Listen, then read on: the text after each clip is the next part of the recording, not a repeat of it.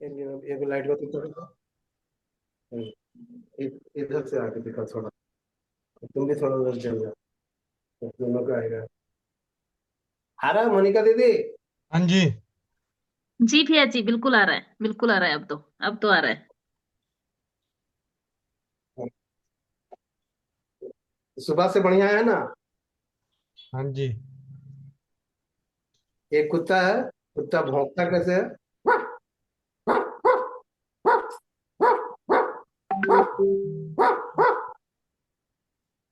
कुत्ता रोता कैसे, उसकी आवाज?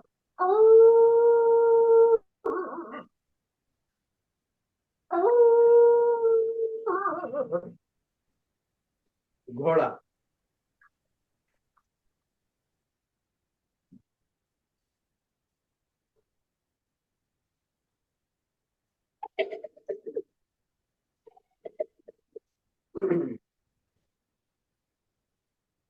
उड़ता हुआ पंछी।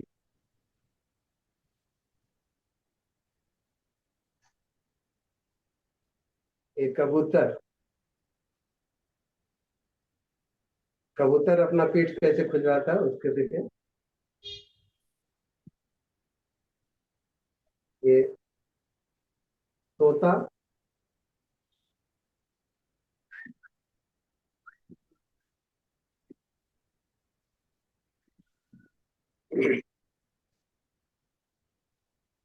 जंगली तोता जो बहुत बड़ा बड़ा पंख जिसका होता है।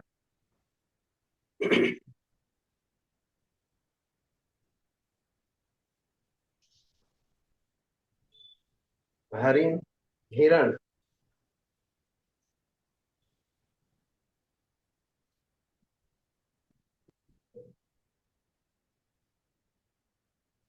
बकरी।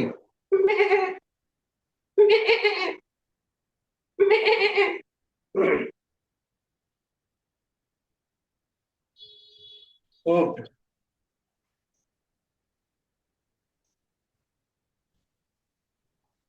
पीछे नहीं दिख रहा होगा, तुम्हारा कैमरा में दिख रहा है जैसा। ये नीलम, तू मोबाइल इधर लेके आ। थोड़ा थोड़ा सा इधर। मेरे पीठ पर लगी रहा। ये यहाँ दिख रहा इधर है। आओ, इधर थोड़ा सा तुम आओ। यहाँ से नहीं दिख रहा है, नहीं नहीं दिख रहा, साफ दिख रहा है, हम ठीक कर रहे हैं, हम कैमरा अरे देख रहे तो अभी पीठिया नहीं आ रहा इसमें, तुम कैसे हैं। आ ठीक रहा करो? है, आ रहा है, वो आ रहा है।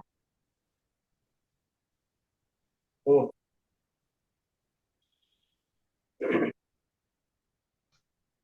हंस।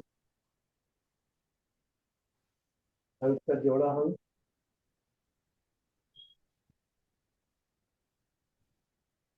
हंस कभी कभी अपना पीठ किस टाइप से खुजवाता है?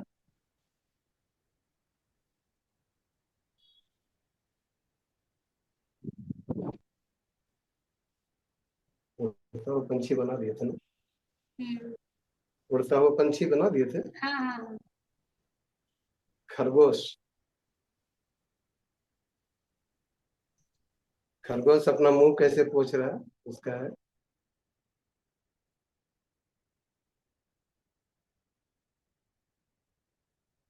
ये सामने से बैठा हुआ खरगोश।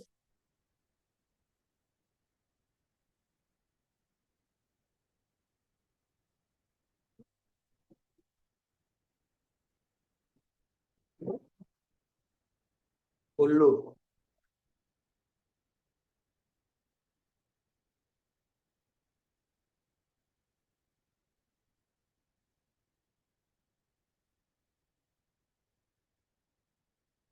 हाथी।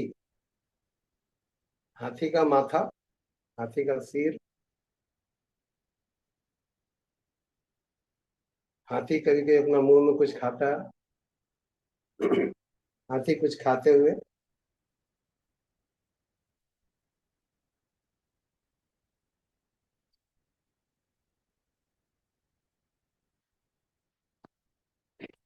सुयार, सुनो।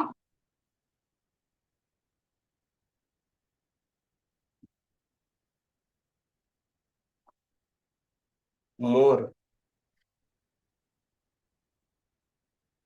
मोर कभी कभी अपना पीठ कैसे खुजलाता है उसका।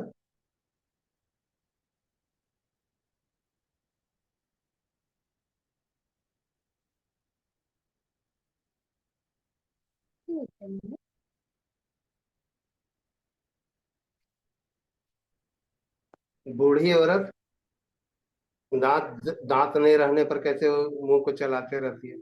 अरे बेटा, कभी हम जवान हो लिए रे। अरे बेटा।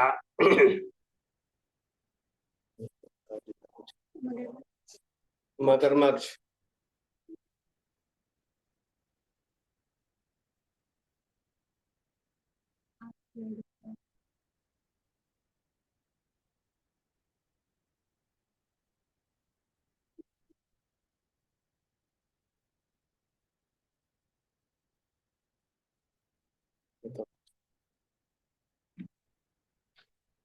एक हिरन।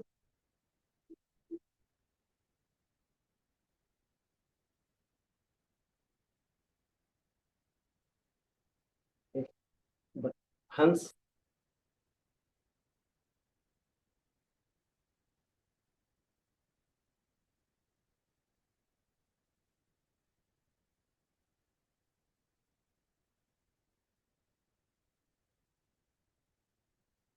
चिंपांजी का चेहरा।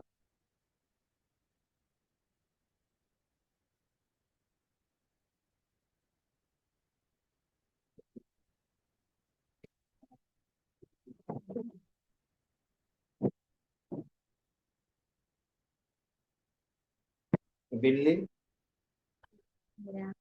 बस आप पीछे ही है।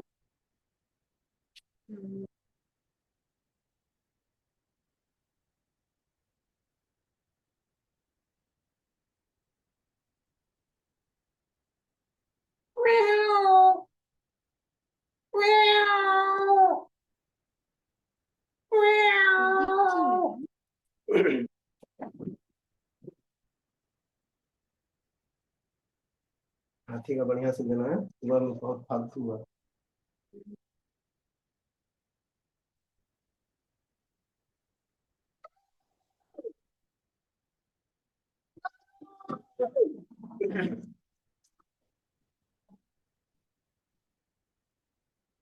वंदे मातरम। स्लाइड डाउन कर दो। वंदे मातरम भैया, बहुत बहुत मेरा धन्यवाद। देखा ही नहीं है, हम डर के बारे बुला रहे थे। हमारी बात सुन रहो। इतना अच्छा अच्छा बना देते।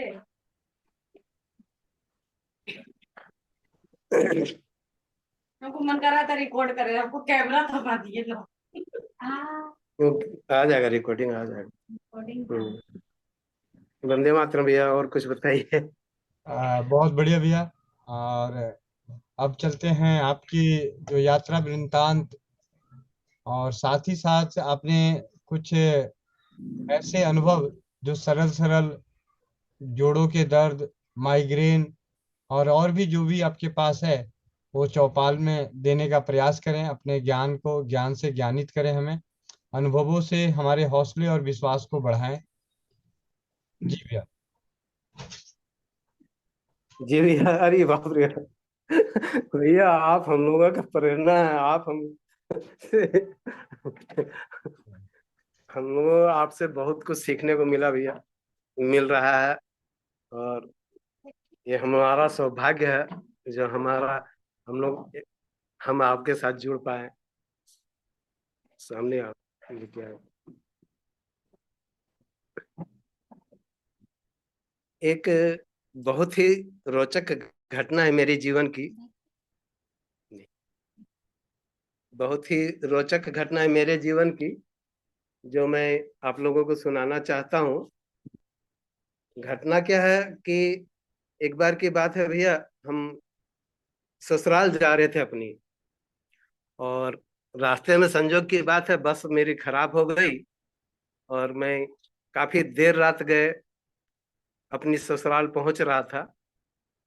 जब मैं रास्ते से होते हुए जा रहा था, तो रास्ता में अजीब अजीब टाइप की आवाज सुनने को मिल रही थी, जो मैं रिकॉर्ड जैसा मेरा दिमाग जो है उन सभी आवाजों को रिकॉर्ड करता हुआ चल रहा था। मोबाइल को पकड़ना पड़ेगा तुमको, हाँ? सामने आओ थोड़ा वो। तो सबसे पहला आवाज क्या हुआ कि मेरा जो पैर का आवाज जो था, उस आवाज से कुत्ता लोग मुझ पर भौंकना शुरू किया, और अलग अलग टाइप का कुत्ता का आवाज वो सब हम आपको सुनाते हैं। जैसे ही एक कुत्ता हम पर भौंकना शुरू किया,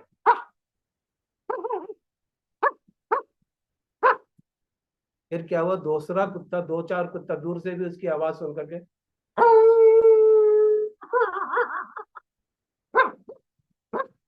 अब तीसरा चौथा कुत्ता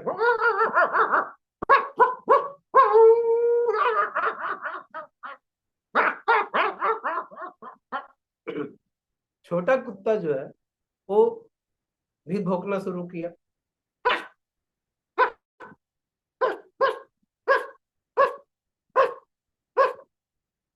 गुस्सा आया मुझे, मेरे पैर के पास में था, एक लात मारा उसको। वो किस टाइप से आवाज करता हुआ भागा।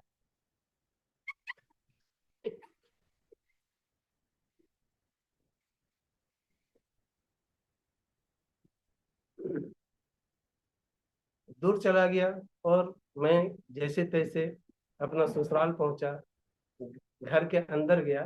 अंदर जब गया तो देख रहा हूँ क्या कि मेरा छोटा बच्चा, वो लगभग 4-5 महीने का, 6 महीने का था उस वक्त, और वो रो रहा है।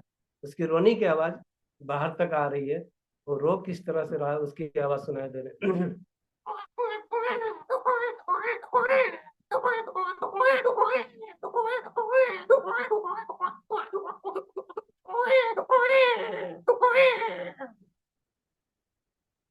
भैया मैं खाना वाना खा करके पहुंचा था।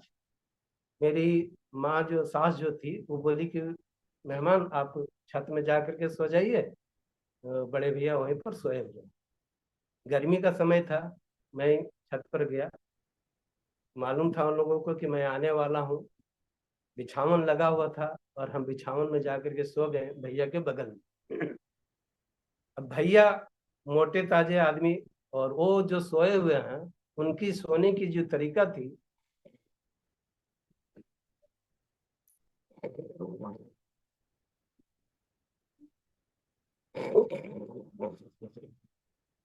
पूरा गहरा गहरा आवाज, पूरा भयंकर आवाज। भैया नींद नहीं आ रही।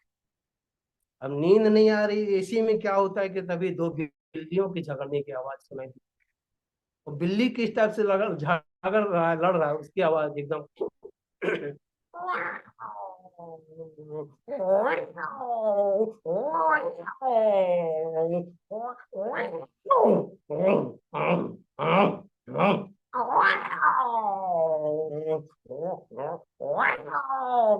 भैया मैं एक झाड़ू उठाया, सामने में रखा था, झाड़ू जैसे देख फेंक के मारा।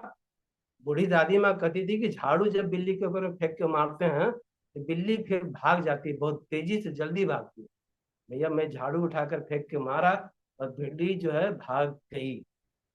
भैया जैसे तैसे नींद लगी। सुबह का समय था, भोर भोर का समय था, गर्मी का मौसम था, बसंत का महीना था, बिल्कुल इसी टाइप का जैसा अभी का मौसम है। कोयल की कूकने की आवाज दूर से आ रही थी, बहुत ही मस्त, बहुत ही मधुर, बहुत ही सुहावनी। उसकी आवाज किस टाइप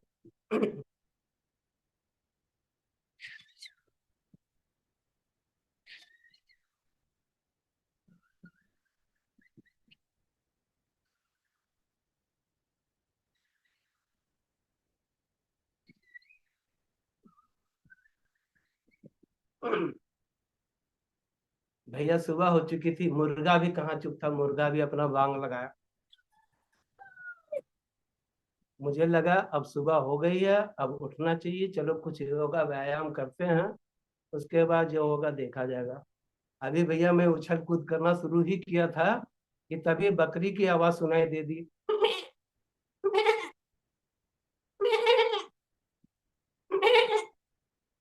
गाय का बछड़ा भी कहाँ चुप था, वो भी आवाज लगा रही है।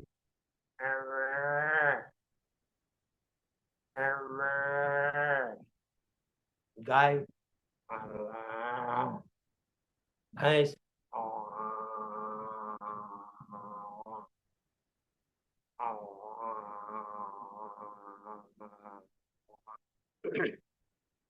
भैया सुबह का हो चुकी थी।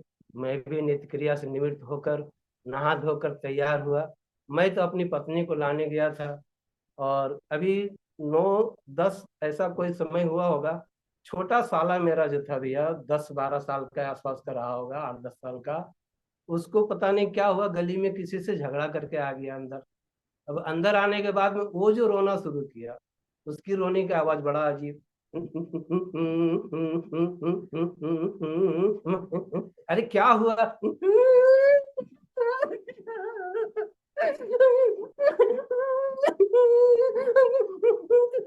मार दिया। आने दो उसको, साले को। बहुत मुश्किल से फिर हम उसको प्यार किए, चुपकाए, चुप हो गया, थोड़ा कुत्ता उत्ता का आवाज सुनाए तो बता फटाक से चुप हो गया। चुप हो गया। चुप होने के बाद में अब हम क्या हुआ कि विदाई की घड़ी थी भैया, हम परिवार को लेने के लिए गए थे। परिवार को लेने के लिए गए थे तो विदाई की घड़ी में मेरी वाइफ, मेरी पत्नी जो थी, सॉरी मेरी पत्नी जो थी, धर्म पत्नी, वो रोने लग गई। वो अब किस टाइप से रो रही उसकी आवाज सुने।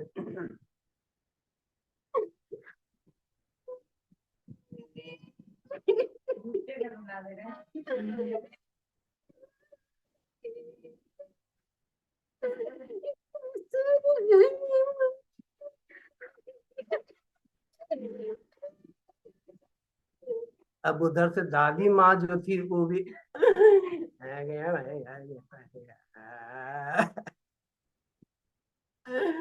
आ गया भाई, आ गया भाई।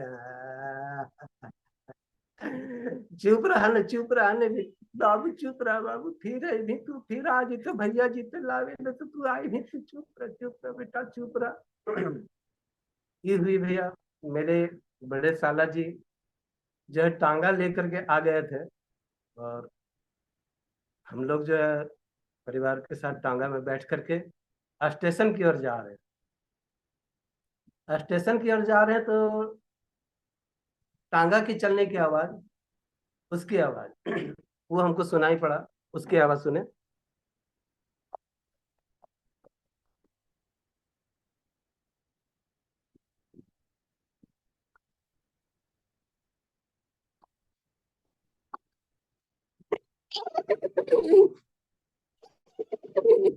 घोड़ा हिनहिनाया और हम स्टेशन में जा करके, हमारी टांगा रुकी और हम लोग टांगा से उतर करके स्टेशन पर पहुंचे। स्टेशन में भैया जैसे ही पहुंचे तो एक इंजन गाड़ी जो पहले कोयला से चलती थी, इंजन, और उसकी गाड़ी, वो गाड़ी की खुलने की आवाज वो हमको सुनाई पड़ा। उसकी आवाज सुने।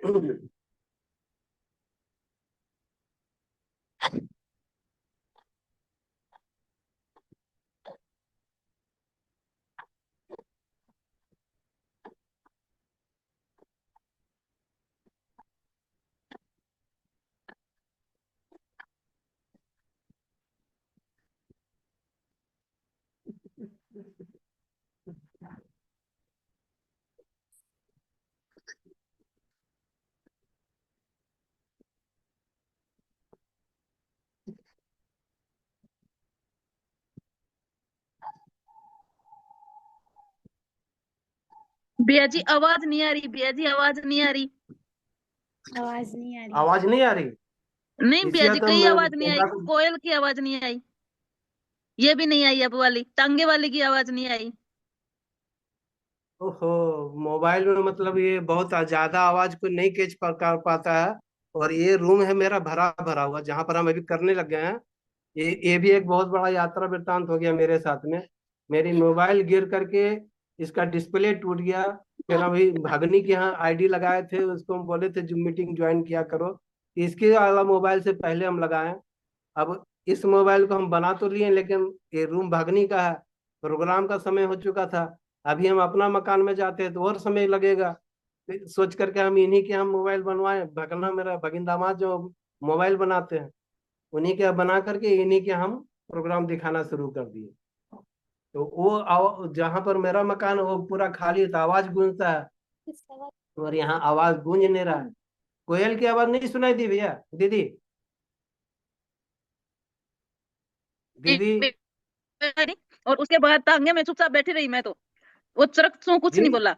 अब आगे करो, क्या चीज, क्या आगे का चीज? चलो भैया जी, आगे का चलो। एक कोयल की आवाज नहीं आई, टांगे की आवाज नहीं आई, मैं तो चुपचाप ट्रेन में बैठ गई थी टांगे से उतर के। अरे इस तरीके टांगे में बैठ गया। ट्रेन अभी खुली है दीदी, वो हम लोग का ट्रेन नहीं है। मैं तो टांगे से उतर के चुपचाप बिना बोले चरक चू नहीं बोला था वो। अच्छा। ट्रेन में बैठ गई, मेरे को हाँ लगा ट्रेन में बैठना है, अब आगे चले। आगे चलिए। हाँ, तो ट्रेन में जब हम लोग बैठ करके जाने लग गए तो सॉरी, उसके पहले ट्रेन में बैठे, ट्रेन ट्रेन की में बैठे, आवाज। फिर हमारी भी ट्रेन आई। अब हम लोग बैठ करके उसमें चले गए। और जब हम लोग जब उतरे, गर्मी का मौसम था। गर्मी का मौसम होने की वजह से गर्म हवा बहुत तेज जोर जोर से चल रही थी। उसकी आवाज है यहाँ पे, पता नहीं ये भी आएगा कि नहीं। वो अब कोशिश करते हैं माइक के पास करने का, आवाज कोशिश करते हैं।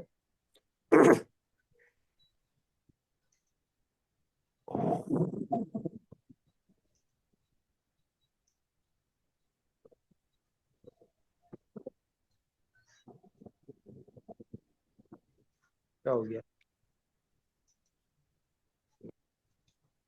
ये आवाज आई दीदी? भैया जी हवा के इंजन वाली चलने की भी नहीं आवाज आई सुनाई और दी है ये भी क्या? नहीं आई। पहले इंजन वाली नहीं आई, अब हवा वाली ओ, नहीं आई। तो तब तो फिर हम अपने घर की ओर चल दिए दीदी।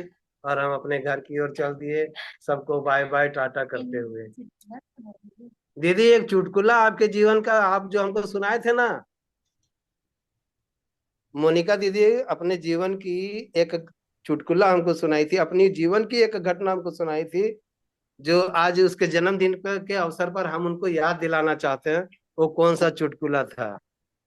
दीदी जी क्या हुआ कि दीदी की जब एक बहुत अच्छी घटना है दीदी का जीवन का। दीदी हमारे मतलब बहुत ही तेजी रही है, बहुत नजदीक में रही है, तो हम अच्छी तरह से इनके बारे में बहुत कुछ जानते हैं, बहुत कुछ हमको बताई अपने जीवन की। तो उसमें से एक घटना क्या हुआ कि दीदी की शादी की पहली रात, सुहाग रात, सेन है। आज मोबाइल का जमाना है, मोबाइल में आप सभी हम लोग सबको जानते हैं कि लड़का लड़की सबको इतना बात करती है, इतना सारा बात होता है कि वो सारा कुछ मतलब उसको, देखो इस टाइप से डिस्टर्ब नहीं करो, डिस्टर्ब कर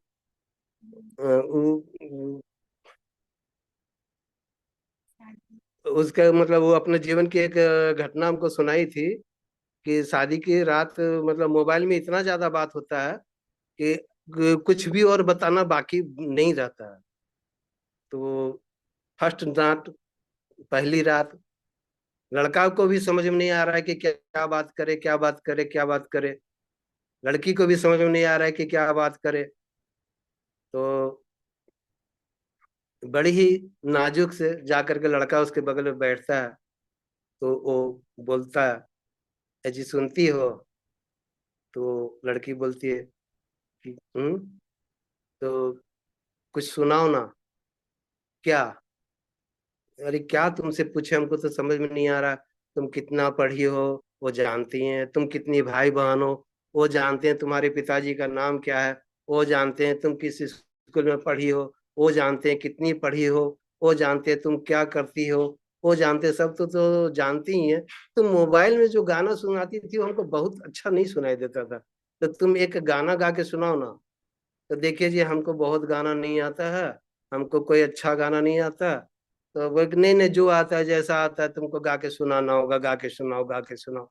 जब लड़का जिद करता है तो मोनिका दीदी जो गा के सुनाना शुरू करती है। भैया मेरे राखी बंधन को निभाना, भैया मेरे रक्षा बंधन को निभाना। चुप, आज के दिन ऐसा ऐसा गाना गाते हैं। हाँ, ऐसा ऐसा गाना गाती तो कोई गाना हुआ आज की रात गाने का? ऐसा चीज है क्या कुछ? तो बोली कि तब अच्छा, आपको आता तो आप गा के सुनाइए ना। तो क्या बताएं, बहुत प्यार से, बहुत दुलार से उसकी टुड्डी पर हाथ रख के कहते हैं, तू कितनी अच्छी है, तू कितनी भोली है, प्यारी प्यारी है ओ माँ। छी, आप तो और गंदा कर दिए जी। सही में। ये हुआ, एक तो रात की घटना थी। सुबह का क्या हुआ, मोनिका दीदी अपने मायके से बहुत सारा सामान लेके आई थी मेकअप का। बहुत सारा सामान। और 2-3 दिन 4 दिन बीत गया था, और वो सारा सामान निकाल करके अपना ड्रेसिंग टेबल के आसपास में लगा रही है। तो उनका छोटा देवर जो है वो वहीं पे बैठा हुआ था, और वो बार बार में कोई भी सामान निकालती तो वो फट से पूछता, भौजी भौजी ये क्या है? तो भाजी सोचे कि भाई गांव देहात का लड़का है, चलो जो पूछता है बता देते हैं। तो वो जैसे ही निकाली कुछ, तो पूछी, भौजी भौजी ये क्या है? तो बोला कि पाउडर है। बताओ, पाउडर है। दीदी फिर बोली, बोले कि फिर कोई सामान निकाली, फिर पूछी, भौजी भौजी ये क्या है? तो कहते यार ये भिक्को क्रीम है। तो वो सोचने लगे, भिक्को क्रीम, आइसक्रीम, आइसक्रीम वाला आइसक्रीम, आइसक्रीम, भिक्को क्रीम, लगता है आइसक्रीम ही होगा। तो वो क्या कि बोले कि भौजी भौजी जरा सा दो ना। तो बोली, हाँ लाओ, हाथ लाओ। तो वो क्या की ट्यूब खोली और उसके हाथ में थोड़ा सा लगा दी। लगा, देखा, सादा सादा, देखा देखा देखा, फिर उसको क्या समझ में आया, फट से चाट गया। चाटने के बाद मुंह कान टेढ़ा किया। फिर वो मतलब भाभी जो है, एक थपकी उसको मार दी। एक थपकी मारना क्या गुनाह हो गया? जैसे ही मारी वो लगा रोने,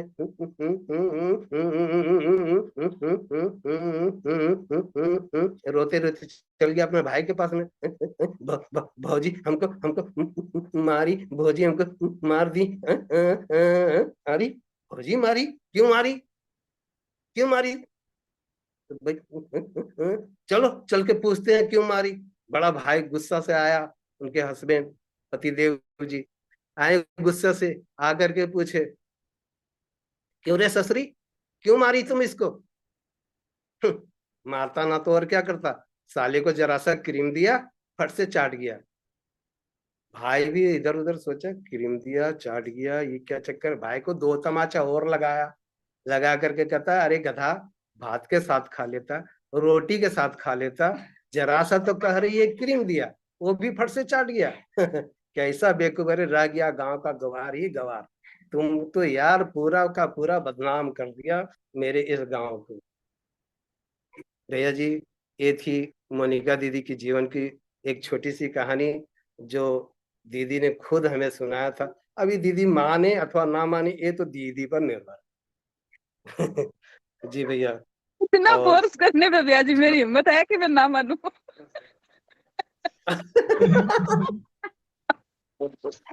चलो दीदी आप मान लिए, मेरा ये कहानी सत्य हो गया। चलो। मान ली भैया जी मैंने तो।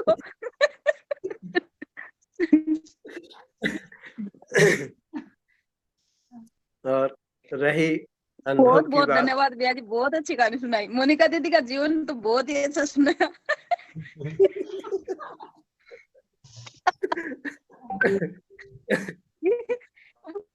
वो याद है कि नहीं याद है पता नहीं भैया जी, 15 साल पुरानी बात हो गई, पर आज वाला है ना ये याद रहेगा।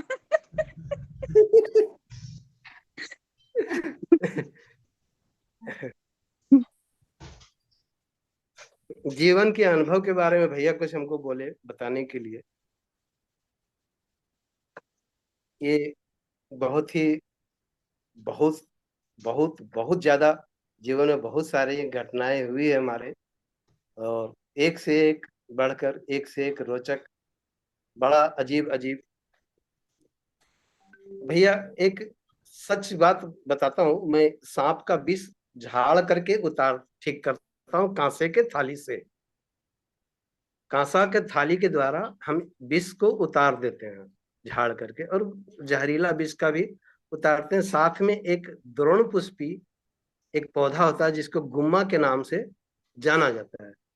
और गुम्मा का खासियत है कि कैसा भी विषधर सांप काटा हो, अगर आप उसका काढ़ा बना करके अगर सुखा के रखे हैं, तो सुखाया हुआ का काढ़ा बना करके अगर आप पेशेंट को पिला देते हैं, तो कुछ देर में ही वो पेशेंट होश में आ जाता है। और अगर ताजा मिल जाए तो ताजा भी पिलाने से अगर होश में आ जाता है। अगर वो होश में ना आए तो उसकी नाक में डाल देना चाहिए, आंख में डाल देना चाहिए, कान में डाल देना चाहिए। अगर वो जिंदा है तो उसकी प्राण गुमा से बच जाते हैं, द्रोण पुष्पी से उसका जान को बचाया जा सकता है। और झाड़ करके भी हम पेशेंट को ठीक कर लेते हैं। एक बार की बात है, हमारे यहाँ यज्ञ हो रहा था, गायत्री महायज्ञ, और हम गायत्री परिवार से जुड़े हुए हैं। तो उसमें एक मनोहर भैया जी आए हुए थे, जो हमारे जहाँ के हम रहने वाले, मोहदा बाजार उस जगह का नाम है, वहां से आए हुए थे। 5-7 जन की टोली थी उनकी। और मनोहर जी हमसे बोले कि भैया हम लोग आज कम से कम 1 महीना से डेली खिचड़ी ही दोपहर में खा रहे हैं, और रात में पूड़ी रोटी, और सुबह में पोहा, यही हम लोग खाते हैं। तो भैया आज का कार्यक्रम, हम लोग 3-4 जन हैं जो आज रात का खाना आपके यहाँ खाना चाहते हैं, और रोटी सब्जी खाएंगे। पूड़ी उड़ी कुछ मत बनाइएगा, सिर्फ रोटी और सब्जी। हम बोले कि ठीक है। तो हम परिवार को बोले कि ठीक है, हो जाएगा, 5-7 आदमी का क्या बात है, हो जाएगा। फिर ये अपना रोटी बनाने में लग गई, और हम लोग उनको लेकर के 9 बजे के लगभग अपने घर पहुंचे। इधर उधर की बात हो रही थी, तभी मनोहर जी के मोबाइल में एक फोन आता उनके भाई का। उनका कहना है कि भैया माँ को सांप काट दिया। अब जैसे ही सांप काट दिया यह सुनते ही उन मनोहर जी एकदम से विचलित हो जाते हैं, और उनको लगने लग जाता है कि हम कितना जल्दी हो सके अपने घर पहुंच जाएं। और घर वो मेरे यहाँ से लगभग 13 किलोमीटर, 14 किलोमीटर दूर उनका घर था। हम उनकी बेचैनी देख करके हम बोले क्या हुआ मनोहर जी? तो बोले कि भैया ऐसा ऐसा बात है, माँ को सांप काट दिया है और हमको अब घर जाना होगा। तो बोले भैया कि अगर सांप काट लिया तो आप क्या कीजिएगा वहां जा करके? भैया ऐसा बात कहते हैं, डॉक्टर के पास में लेके जाना होगा। हम बोले वहां पर कौन है? तो मेरा छोटा भाई है। तो हम बोले कि भैया तो आपकी छोटा भैया भाई है तो कितना बड़ा है? तो बोलता वो करीब करीब 22 साल का है। हम बोले अरे 22 साल का लड़का है, समझदार है? बोलता बहुत समझदार है भैया, बहुत अच्छा पढ़ा लिखा लड़का है। हम बोले कि भैया तब फिर ऐसा करो, कांसा के थाली आपके यहाँ है? बोला कि हाँ है। तो हम बोले आपके यहाँ धान होगा? बोला कि हाँ है। बालू पूछे, पहले पूछे बालू है? तो बोला कि हाँ है बालू। तो मुश्किल है, धान मिल जाएगा। तो हम बोले कि धान मिल जाएगा तो फिर धान को बोलो लाने के लिए, सही ना? तो धान को लाने के लिए जैसे हम उनको बोले, फिर वो उनके हम अपना निर्देश देना शुरू किया, ऐसे ऐसे ऐसे ऐसे करते जाओ, ऐसे ऐसे करते जाओ। माँ को हम झाड़ना शुरू किए भैया मोबाइल के द्वारा। और ये आज से करीब करीब 15-20 साल पुरानी बात है। उस वक्त एंड्रॉइड मोबाइल नहीं हुआ करता था, छोटी मोबाइल होती थी नोकिया का। उससे हम बात कर रहे थे और मेरा मोबाइल पूरा गर्म हो गया। फिर दूसरा मोबाइल, इस टाइप से कर करके हम लोग मोबाइल पर बात करते रहे, और मोबाइल के द्वारा हम उनका विष झाड़ करके उनको ठीक किए थे। और वो पूर्ण रूप से ठीक हुई थी। और हम बाद में वो अपनी माँ को लेकर के मेरे यहाँ आए भी थे कि भैया ये मेरी माँ है जिसकी आपने जान बचाई। बहुत ज्यादा विष था, और बहुत समय करीब लगा था हमको ठीक करने में, लेकिन मोबाइल के द्वारा ही हम उनको ठीक किए थे। एक बहुत बड़ी छोटी सी घटना है। और एक घटना और द्रोण पुष्पी के साथ में हम बताते हैं, जो चमत्कृत है। एक डॉक्टर थे, उनका नाम था, नाम नाम ध्यान में नहीं आ रहा, जो भी, उनकी माँ को सांप काट दिया था। और ये घटना शाम के 7 बजे के लगभग का है। और वो लोग मेरे पास में लेकर के आ गए, और काफी भीड़, करीब करीब उन डॉक्टर थे उनके चलते काफी लोग उनके साथ में आ गए मेरे यहाँ। भीड़, दुकान के आगे भीड़ लग गई थी। हमने क्या हुआ? तो माँ को सांप काट दिया भैया, आप जानते हैं ना झाड़ने के लिए? हमने हाँ जानते हैं। आप मेरी माँ को का जान बचाई भैया। तो हम फिर अपने उनको लेकर के अपने रूम में गए, और हम उनको जो थाली का प्रोसेस होता है उसके द्वारा हम उनके विष को ठीक कर दिए। वो ठीक हो गई। और फिर वो हम लोग चले गए। फिर वो अपने पिताजी को कॉल किए, तो उनके पिताजी ड्यूटी में थे, नाइट ड्यूटी में, शाम की ड्यूटी में थे। तो वो अपने पिताजी को बुला करके ले आए। अब उनके पिताजी बोले कि नहीं तुम जाओ, महेंद्र को लेके आओ। अब डॉक्टर के पिताजी, वो डॉक्टर फिर आ गए हमारे यहाँ, भैया आपको चलना होगा, बाबूजी बुला रहे हैं। तो हम बोले कि भैया क्या हुआ? नहीं भैया हमको जो आता था हम तो कर दिए, अब हम क्या करें? तो बोले कि नहीं बाबूजी बुला रहे कि नहीं, एक बार तो फिर देख लीजिए, कुछ अगर हो जाएगा तो रात में कहीं जाना होगा, कहीं डॉक्टर के पास ले जाना है ना क्या, इस टाइप की बात करने लग गए।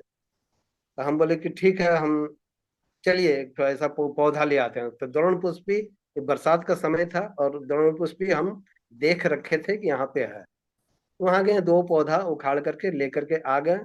और आने के बाद में उनको उनके सामने में हम खा करके दिखाएं इसलिए कि भाई सांप काटा है आपकी माँ को, अगर कुछ हो गया तो हमको दोष मत दीजिएगा कि आपने नाक में डाल दिया, खिला दिया, इसी चलते आपकी माँ का, मेरी माँ का मृत्यु हो गया। बता रही भैया ऐसा काहे कर रहे हैं, ऐसा मत बोलिए, ऐसा कुछ नहीं, आप जो करने आए वो कीजिए। हमें कि नहीं, अपनी सावधानी अपनी जगह पर, चूंकि हम खिलाने जा रहे हैं और विषधर सांप ने काटा है इनको। तो भैया उस द्रोण पुष्पी का रस मसल करके एक प्लेट में निकाले और नाक में हम उनकी डाल दिए, नाक के अंदर करीब करीब 5-7 गुण करके। और जैसे नाक के अंदर गया, पूरा करते हुए सरक गई पूरा, और पूरा उल्टी की तरह, वाइट सादा सादा एकदम लार की तरह पूरा जमीन में उनका उल्टी हुआ। और साथ ही साथ वो कहने लग गई कि अब हमको बहुत अच्छा लग रहा, अब हम एकदम ठीक है। नहीं तो पूरा माथा हमारा दर्द कर रहा था, लग रहा था कि माथा दर्द से फट जाएगा। और हमको लग रहा था कि विष इनके अंदर में था, वो जो उल्टी के माध्यम से निकला। ये मेरी दूसरी घटना है जो सांप पर हमने का इलाज इन 2 चीजों से किया।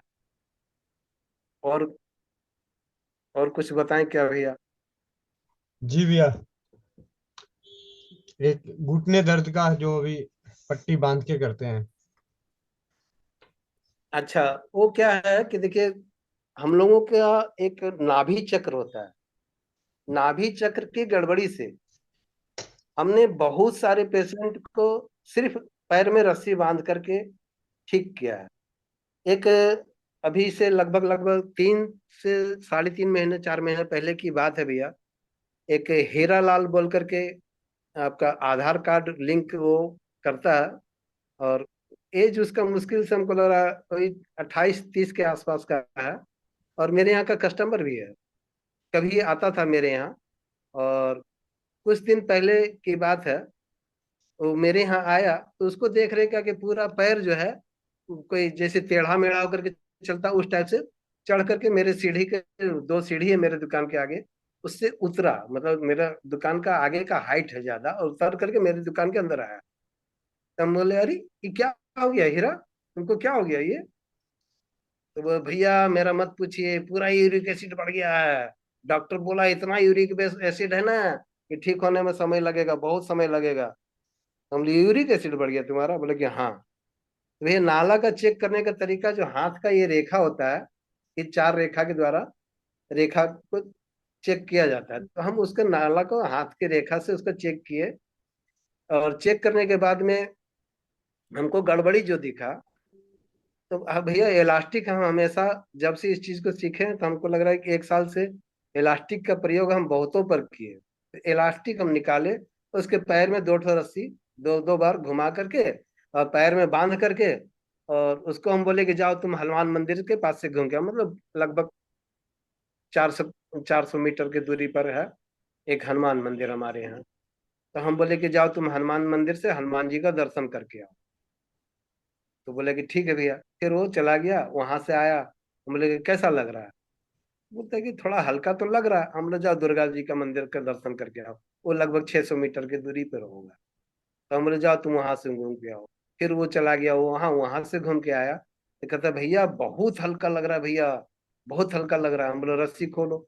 रस्सी खोलने के बाद में वो साथ ही साथ कहता है कि भैया चमत्कार हो गया, हमको तो बहुत बहुत लग रहा है कि अब हमको कुछ हुआ ही नहीं, हमको लग रहा है कि बहुत अच्छा है, ठीक है। हम बोले कल छोड़ करके अब परसों आना, तुम 2 दिन के बाद आना। भैया 2 दिन के बाद वो जब आया, तो हम लोगों को पूना जाना था भतीजे की शादी में, भतीजा का शादी था, उसमें हम लोगों को जाना था। लेकिन सुबह सुबह आया तो हम उसको बोले, तो बोले कि भैया आप वही बांधिएगा ही ना? हम बोले कि हाँ। तो 1 मीटर हम रस्सी हम खरीद लेते हैं, क्या होगा? हम बोले हाँ जाओ खरीद लो। फिर वो 1 मीटर इलास्टिक वो खरीद के लेके आता है और हमको दिखाया। हम बोले कि कैसे, यहीं पर बांधेंगे? बोला हाँ। हम जाते हैं, बांध करके यहीं से बांध करके चल जाते हैं घर। और वो पैर में रस्सी बांध करके क्या करता है कि पैर में रस्सी बांध करके वो चला जाता है अपना घर जाता है। और लगभग लगभग 1 महीने के बाद वो हमको मिलता है। हम उसको पूछे कि अरे तुम कुछ हमको बताया नहीं, तुम्हारा यूरिक एसिड का क्या हाल है? तो भैया वो मेरे दोस्त के यहाँ बैठे हुए था वो, और जैसे ही हम उसको बोले तो दौड़ करके उठ करके, पूरा दौड़ते हुए उठ करके पूरा बाहर निकला, "उई, एकदम ठीक हो गया, एकदम ठीक हो गया।" मतलब क्या बात कर रहा है यार? तो बोले, नहीं भैया एकदम हमको लग रहा है 5-6 दिन हम किए हैं। सुबह में बैठ बांध करके घूमते थे, टहलते थे, और उसके बाद खोल देते थे, अपना नाश्ता पानी करते थे, अपना काम में चल जाते थे। तो अभी क्या हाल है? बोलते एकदम बिल्कुल ठीक हो गया भैया। ये यूरिक एसिड, घुटना का दर्द, जो उसका पैर पूरा टेढ़ा हो रहा था, वो ठीक हुआ। ये एक इलास्टिक के द्वारा कहानी है। इसी के द्वारा इलास्टिक पैर में रस्सी बांध करके कमर के दर्द को बहुत आसानी से ठीक किया जाता है। अगर ये गड़बड़ी है तो, अगर ये नाला की गड़बड़ी है, धरण की गड़बड़ी है, नाभि चक्र की गड़बड़ी है, तो ये रस्सी बांध करके ही सिर्फ कमर के दर्द को ठीक किया जाता है।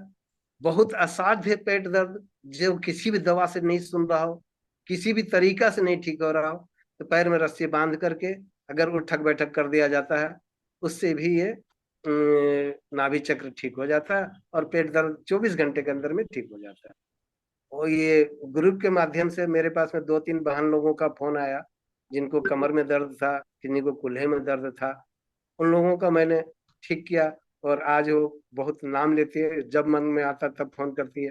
जब मेरा मोबाइल गिर गया था तो एक उड़ीसा की बहन है, वो फोन करके बोल रही थी कि भैया मेरी छोटी बहन का माथे में दर्द होता है, उसका कुछ उपाय बताइए। हम बोले, दीदी मेरा मोबाइल गिर के डिस्प्ले टूट गया, क्या पता नहीं तुम्हारा फोन कैसे उठ गया, हमको नहीं मालूम, लेकिन अगर मीटिंग हम अटेंड नहीं कर पाए तो तुम गोविंद जी भैया को भैया, बता देना कि महेंद्र भैया का फोन गिर के टूट गया।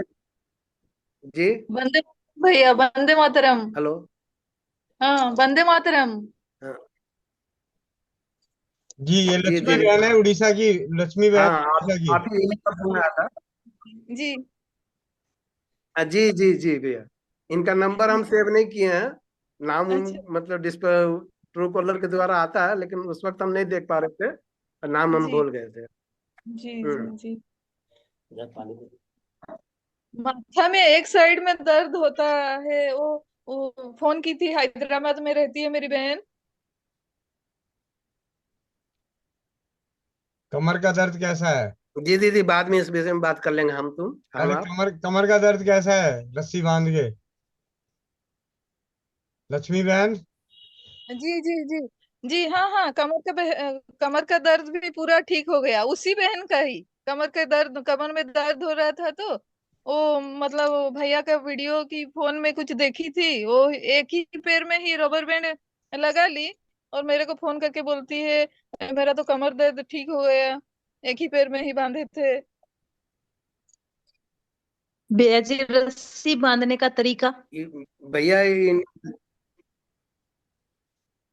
दीदी हम वीडियो कॉल में दिए हैं, फर्स्ट बार जब किए थे ना घर में, तो उस वक्त, और हम फिर से एक बार हम इसका पूरा वीडियो बना करके हम दे देंगे।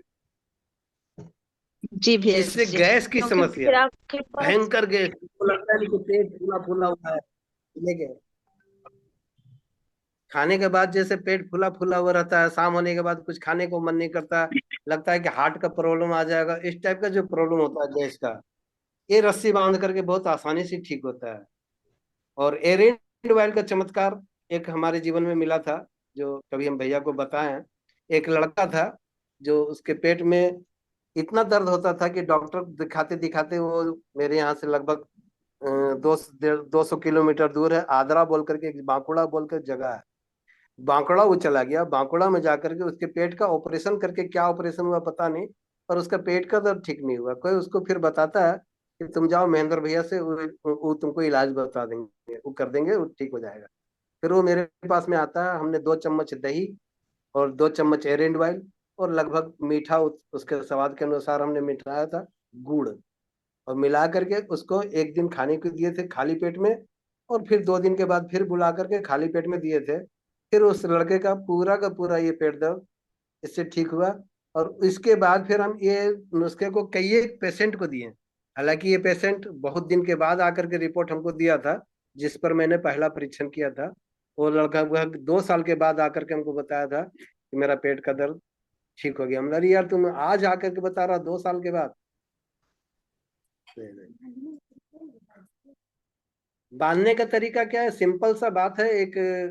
1 मीटर का इलास्टिक लेना है जिसकी चौड़ाई लगभग 1 इंच हो और लगभग 1.5 फुट जितना लंबा हो, 1 हाथ के बराबर 1.5 फुट की जितना लंबाई हो उसका। और पहले पीछे तरफ से लपेट करके फिर आगे से घुमा करके पीछे तरफ गांठ बांधना है। पैर के जो मोटा नस जो होता है, एड़ी के ऊपर एक मोटा नस होता है, उस नस को टाइट करके बांधना है। और दोनों पैर में बिल्कुल उसी दबाव, उसी तरह से तान मतलब दबा करके बांधना है। गांठ एक ही मारना है, डबल गांठ मार देंगे अगर टाइट करके तो फिर इलास्टिक को काटना पड़ेगा, वो खुलता नहीं है। क्योंकि इतना टाइट हो जाता है रबड़ के चलते कि वो खुलता नहीं है। इसी वजह से एक ही गांठ मारने से वो फिर खुलता नहीं है। एक ही गांठ मार करके, और या तो 7-8 बार, 8-10 बार उठक बैठक करना चाहिए। या फिर अगर कोई उठक बैठक नहीं कर पाता है, मान लो घुटना में इतना दर्द है, कमर में इतना दर्द है कि वो उठक बैठक नहीं कर पाता हो, तो उनको बांध करके अपना जो नित्य कर्म करते हैं, अगर वो कुछ नहीं करता, बेड में बैठा हुआ है, पैर में बांध करके कुछ मिनट बांधे बांधे रहने देना है और उसके बाद खोल देना है। अगर वो आधा घंटा पौन घंटा बांधने के बाद में उसका मन खुद उकताने जैसा लगेगा, अब बहुत देर हो गया चलो खोल देते हैं, हाँ, बस उसको खोल देने से ही ये परेशानी बिल्कुल का बिल्कुल ठीक हो जाता है।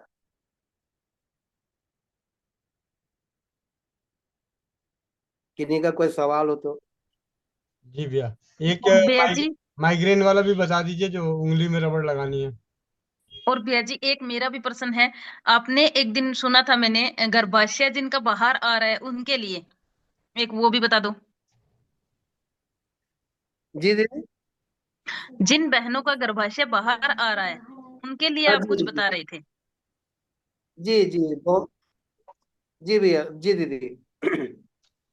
वो क्या है कि एज के हिसाब से उस पर थोड़ा सा ध्यान देना पड़ता है।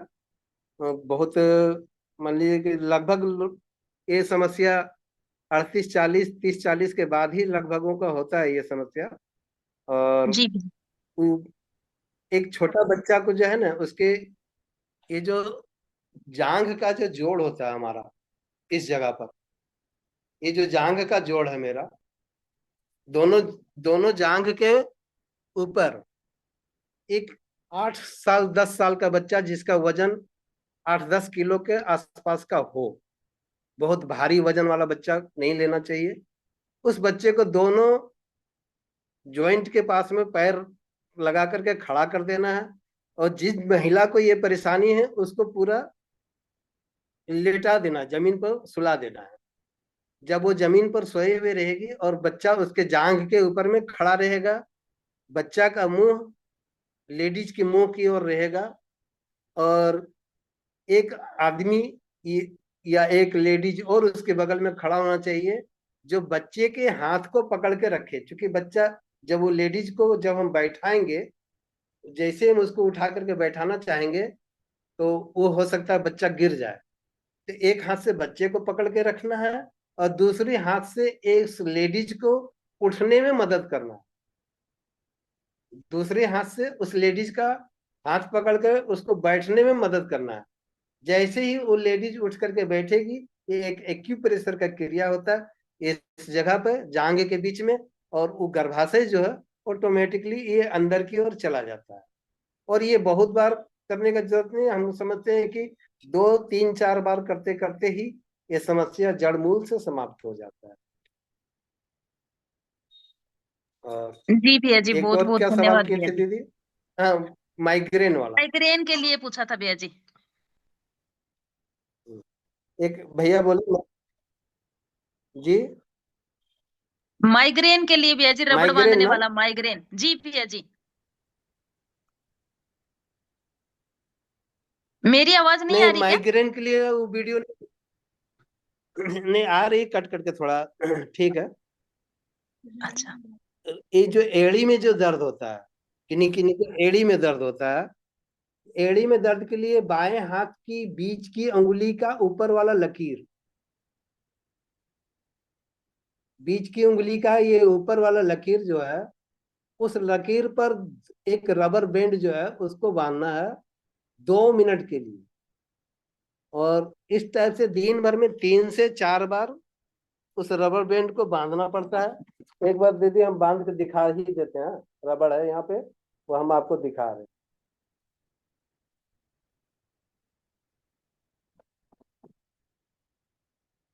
ये जो हमने रबड़ बैंड को बांधा है, दिख रहा है दीदी सबको को? जी भैया जी बिल्कुल। हाँ, तो ये जो रबड़ बांधे हैं इस टाइप से थोड़ा टाइट करके बांधना है, 4-5 बार लपेट करके टाइट कर देना है। और ये नीला ना पड़े, अंगुली नीला ना पड़ना चाहिए। नीला पड़ने लग जाए तो तुरंत खोल देना चाहिए, क्योंकि ये एक इलाज है, इससे रक्त संचार को बंद नहीं करना हमको, और अलग परेशानी, दूसरा परेशानी को नहीं बढ़ाना है। तो बस ये 2 मिनट के लिए बांधे, 2-3 मिनट के लिए। उसके जैसे लगे कि अब हमको ब्लड, उंगली नीला पड़ने लग गया है, इस रबड़ को खोल देना चाहिए। और फिर 2-4 घंटा के बाद, 2-3 घंटे के बाद फिर बांध ले, फिर 2-3 घंटा के बाद फिर बांध ले, फिर 2-3 घंटा के बाद फिर बांध ले।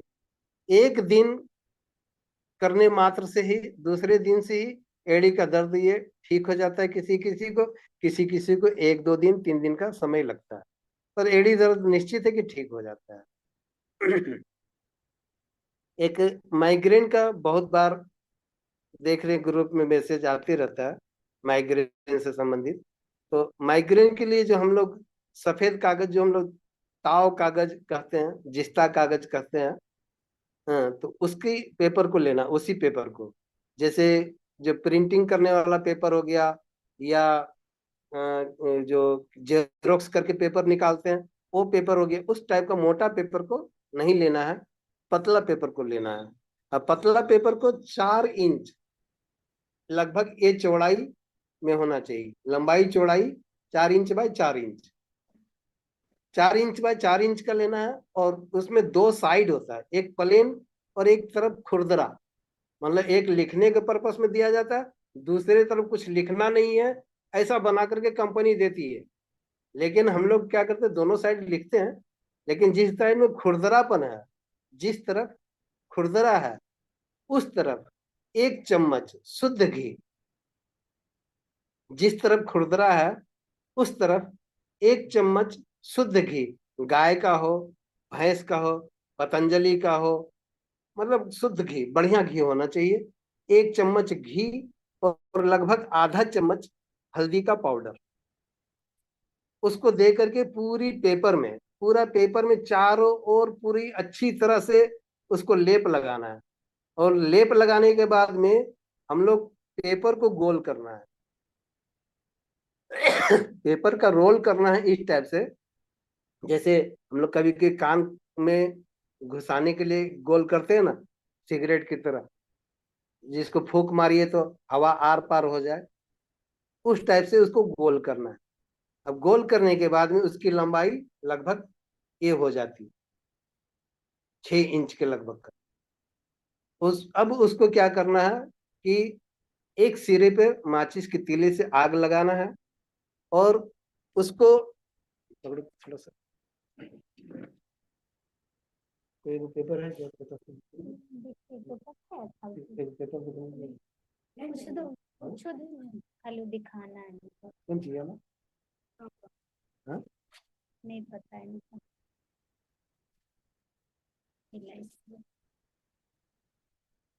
जैसे इस टाइप से करने के बाद फल सकेगा, बड़ा कर रहा हूँ। मतलब महसूस, अफसोस जैसा बोल रहे, फाड़ ले।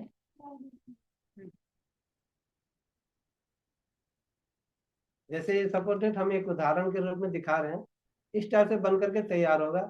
यहाँ पर आग पकड़ाना है इस जगह पे, और नाक को एक अंगूठा से इस टाइप से दबा कर रखे, और जिधर दर्द है उसी टाइप साइड में एक बार इस टाइप से नाक कर लगाए, और धुआं को इस टाइप से जब से घिसेंगे तो ये धुआं जैसे ही मेरे माथा में जाएगा एकदम इस टाइप से बहुत तेज नाक सरसराता है, आंख से आंसू निकल जाता है, नाक से पानी आना शुरू हो जाता है। मतलब इसमें अंदर में जो कफ जमा हुआ है सर्दी के कारण, जिसके चलते माथा में दर्द आता है किन्हीं किन्हीं को। किसी किसी का होता है नहीं कि सर्दी बहुत हुआ तो हम लोग क्या करते हैं, दुनिया भर का अंग्रेजी दवा खा करके अपनी कफ को सुखा लेते हैं, और वो कफ कभी कभी हमारे दिमाग में जा करके चढ़ जाता है। हम लोग क्या करते हैं, क्या कि इस टाइप से खींचते हैं, उस कारण से भी कभी कभी हमारा दिमाग में कफ जमा हो जाता है, और उस कफ का नहीं निकलने से माइग्रेन, माथा दर्द इस टाइप से होना शुरू हो जाता है। तो जैसे ही हम इस टाइप से सूंघते हैं, इसको इस टाइप का लगाना है, इस उंगली से थोड़ा दबाना है और इसको जोर से खींचना है। इससे धुआं अंदर की ओर जाता है और एक बार में माथा दर्द आधा से ज्यादा कम हो जाता है।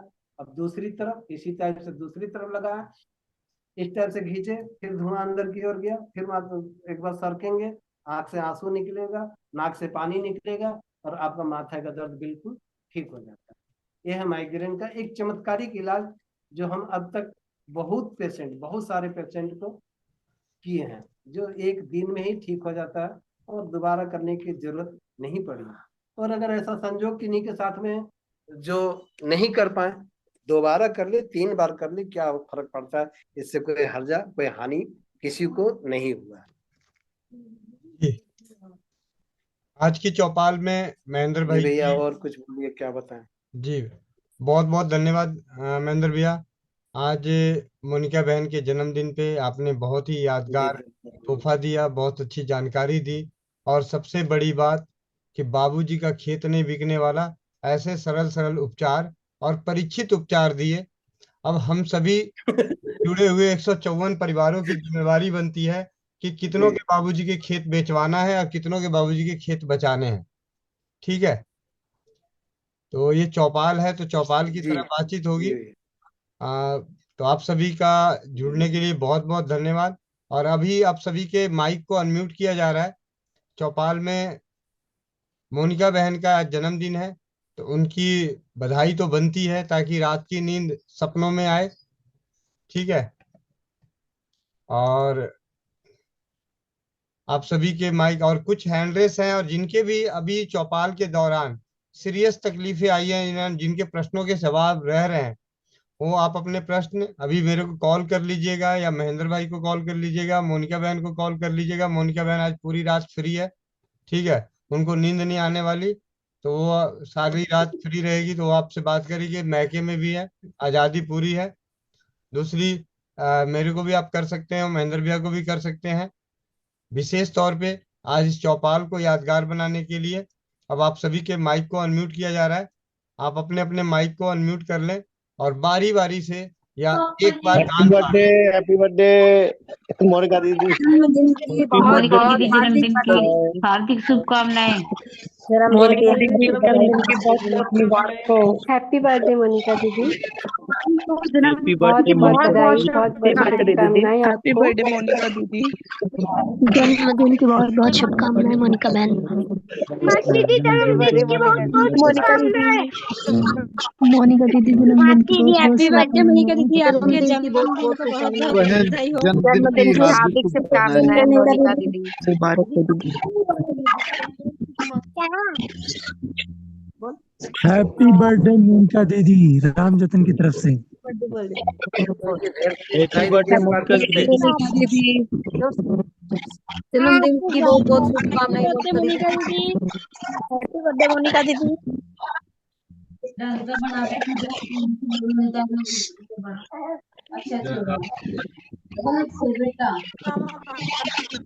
आपको जन्मदिन की बधाई। बहुत बहुत धन्यवाद महेंद्र भैया का। जन्म दिवस पर बहुत बहुत बधाई एवं शुभकामनाएं। आप सबको भी धन्यवाद।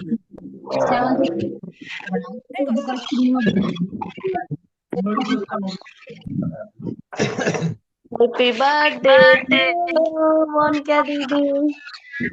महेंद्र भैया का बहुत बहुत धन्यवाद। जन्मदिन की हार्दिक शुभकामनाएं मोनिका दीदी। जन्मदिन मुबारक हो दीदी। जन्मदिन जन्मदिन मुबारक हो दीदी।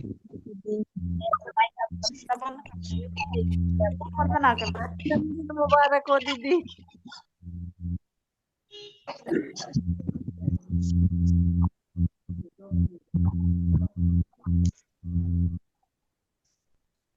मोनिका जी। अब आप सभी के उस पर टेप लग गया, उसके लिए माफी चाहता हूँ। जिन्होंने रह गए हैं बोलने, आप सभी की दुआएं, आशीर्वाद, हम सभी स्वस्थ समृद्ध परिवार से जुड़े हुए हैं। आप सभी का जो सहयोग, प्यार, आशीर्वाद मिल रहा है, उसके लिए कोटि कोटि नमन, दिल की गहराइयों से हार्दिक धन्यवाद। और खास करके आज मोनिका दीदी के जन्मदिन की ऐसी वर्षगांठ, मतलब जन्मदिन, शायद उन्होंने अपने जीवन में ऐसा कभी सोचा भी नहीं होगा कि ऐसा भी हो सकता है, और ये सारी चीजें हुई है तो सिर्फ और सिर्फ एक ही कारण बना, भाई राजीव दीक्षित जी। एक ही कारण बने, भाई राजीव दीक्षित जी। और दूसरा कारण बना कि अपने जीवन में समाज के लिए अपने स्तर पे कुछ कर जाना। और आप सभी को मैं एक भाई होने के नाते, एक बेटा होने के नाते आप सभी से सिर्फ यही कहूंगा कि जब मन में मन में धन की ला चाह हो, मन में धन की चाह हो, तो आप आगे नहीं बढ़ सकते। आपकी रुकावटें, जो भी रुकावटें आएगी, आपकी रुकावट वो आपको बहुत बड़ी लगेगी और आपका लक्ष्य पूरा नहीं होगा। लेकिन जब आपके मन में चाह समाज सेवा की होगी, मान सम्मान की होगी, तो अनेकों कष्ट आपको बहुत छोटे नजर आएंगे, बहुत ही छोटे। तो हम सभी के जीवन का जो लक्ष्य होना चाहिए, अपने मान सम्मान को बचाने की, मान सम्मान कमाने की। जब हमारे दिल में मान सम्मान कमाने और जगाने का लक्ष्य बनता है, तो जी भैया जी, समस्याएं। आपने बिल्कुल सही कहा। जी, क्योंकि मैंने जीवन में कई बार ऐसा, मेरे खुद के अपने व्यक्तिगत जीवन की बात बता रहा हूँ, कि जब भी हमने टारगेट रखा कि मुझे ये चीज लेनी है, और पैसे जोड़ता रहा, ओवर टाइम काम किया, इधर उधर काम किया, दो चार हाथ पैर इधर मारे, और जैसी थोड़ी तकलीफ आई उसको वहीं स्टॉप। ठीक है भाई, ये सपना खत्म, ये सपना नहीं चाहिए। लेकिन जब भाई राजीव दीक्षित जी को सुनने के बाद स्वदेशी चिकित्सा के प्रति जागरूकता का कार्य करते हुए, मान सम्मान यानी सपना, लक्ष्य वो बनाया कि अपनी जो गरिमा हम अपने जीवन में जो बना सकते हैं, उसे दिन प्रतिदिन बढ़ानी है, ना कि कम करनी है। तो इस गरिमा के आगे कई बार धन भी फीके पड़ने लगे, और जो सपने जो धन के माध्यम से होते हैं, वो तो बड़े आसानी से पूरे होने लगते हैं। तो आप सभी से जीवन में एक ही कहूंगा कि अगर लक्ष्य बनाना है, तो अपने जीवन में मान सम्मान का लक्ष्य बनाएं, कि आपको अपनी गरिमा बनानी है, मान सम्मान कमाना है, इज्जत बनानी है, इज्जत कमाना है। क्योंकि धन हाथों की मैल है। मेरे दादाजी ने बहुत सरल शब्दों में कहा था, ये तो हाथों की मैल है, लेकिन जो इज्जत बनती है, आपके जाने के बाद पीढ़ी दर पीढ़ी याद करी जाती है। आज हम चंद्रशेखर आजाद या जितने भी राम कृष्ण, जिन्हें भी याद करते हैं, क्या हम किसी धनवान को याद करते हैं? बहुत ऐसे धनवान हुए जो बहुत सारी चीजें बना डाली, भारत को नहीं पूरे विश्व को बहुत कुछ दे दिए। जिन्होंने भी एल्फिन टावर बनाया हो, कुतुब मीनार बनाया हो, कितना याद करते हैं, कितनी इज्जत से याद करते हैं, बताओ। ताजमहल बना दिया, अंग्रेजों ने बहुत सारी चीजें बना के दे दिए, हम कितनी इज्जत से बना करते हैं। लेकिन जिन्होंने समाज काम किया, उनकी हम पूजा करते हैं। और हमें, जब हम समाज काम के लिए करेंगे, कार्य करेंगे, तो हमारा कार्य परिवार कार्य भी होगा। तो सबसे बहुत बढ़िया है। कम शब्दों में यही कहना चाहूंगा कि मोनिका दीदी के जन्म दिवस पे आप सभी के लिए, इस भाई की तरफ से, आप अपने जीवन का लक्ष्य बनाएं कि आपको अपने जीवन में मान सम्मान कमाना है, और मान सम्मान और गरिमा को बचाए रखना है, बनाए रखना है। कब तक?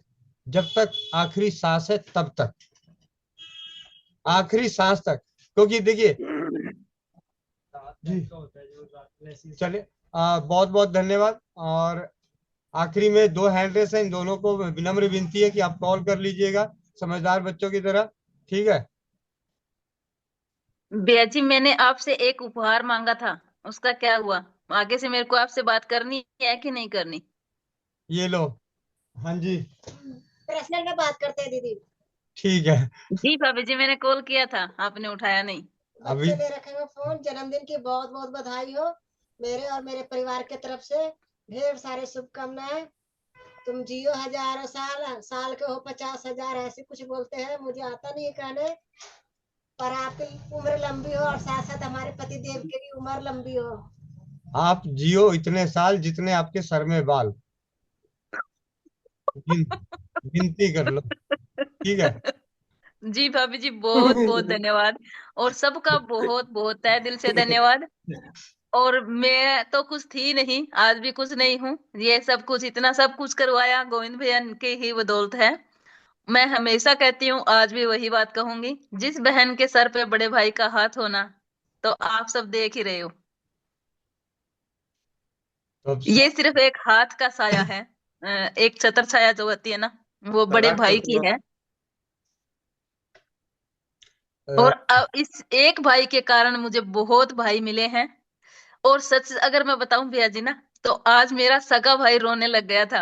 आज सगा भाई रोने लग गए थे कि बड़े हैं मेरे से, लेके आने के लिए कि तू गाँव चल। मैंने कहा अगर मेरी चौपाल नहीं हुई ना, मैं रहूंगी नहीं। तो भैया ने मेरे को कहा था कि तू सगे भाई को भूल गई चौपाल के भाई बहन दीदी, मिलने के बाद।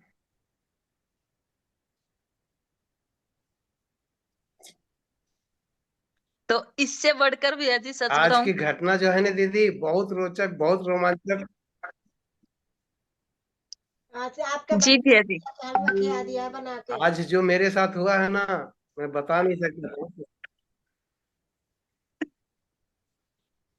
कोई बात नहीं भैया जी, एड्रेस बता देना, पति परमेश्वर को बोल रहे कौन भेज के।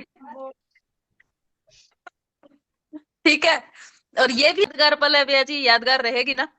सबली मोनिका बहन तो केक खिलाएगी नहीं, आज हलवा बना के खिला देते हैं। जी जी भाभी जी, मैंने तो माँ के हाथ का चूरमा खाया है। आप भी सब अपनी अपनी माँ के हाथ का चूरमा खा सकते हो। पर भैया जी, सच में जहां पे एक बहन के सर पे भाई का हाथ होना, तो बस चलिए, मेरे पास शब्द नहीं है। आप सभी का जुड़ने के लिए बहुत बहुत धन्यवाद। और जिस प्रकार से आप सभी का सहयोग मिल रहा है, मेरी दूरदृष्टि अनेकों मोनिका बहन ढूंढ रही है। पर मुझे कुछ याद आ रही है बहन पीछे बोलने से, तो जन्मदिन पे माँ के घर पे जन्म दोबारा फिर से हो गई आपको, ये मुझे अब दोबारा याद आ रही है। चले, बहुत बढ़िया। तो आप जी सभी से विनम्र विनती है कि हम सभी को मिलकर भाई राजीव दीक्षित जी के विचारों को, अब नहीं भी, जिन्हें जो नहीं भी मानते ना राजीव दीक्षित जी को, मैं उनसे भी कह रहा हूँ, सिर्फ और सिर्फ इंसानियत के उस फर्ज को अदा करने का प्रयास करें जिससे आपकी गरिमा बची रहे। आपकी गरिमा बची रहे, उस कर्म को करने का प्रयास कीजिए। जीवन में कभी भी अल्प समय के लिए दुख भी आ सकता है, कष्ट भी आ सकते हैं, लेकिन उसका जो भविष्य है वो बहुत ही सुंदर हो सकता है। सुंदर होगा, हो नहीं सकता, होगा। तो आप सभी का जुड़ने के लिए बहुत बहुत धन्यवाद। वंदे मातरम, जय हिंद, जय भारत, जय राज्यवाद। क्योंकि ये चौपाल फिर खत्म होने का नाम नहीं लेता, इसीलिए टाटा, बाय बाय।